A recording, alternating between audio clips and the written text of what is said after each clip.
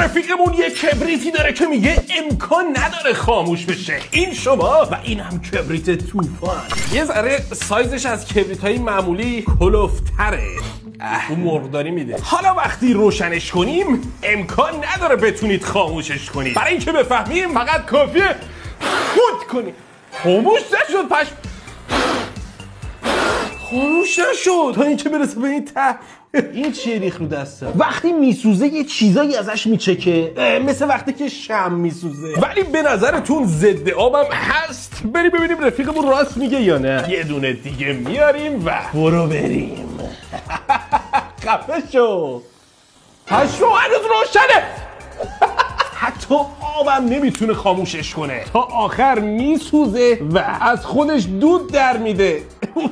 پشمو روش این شکلی شده. میدونم هیچ ربطی نداره ولی به نظرتون توی ماست هم روشن میمونه یا نه؟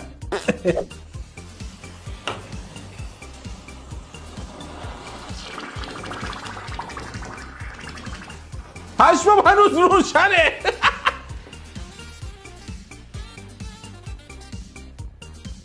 مثل آتش فشانه. تا آخر سوخت.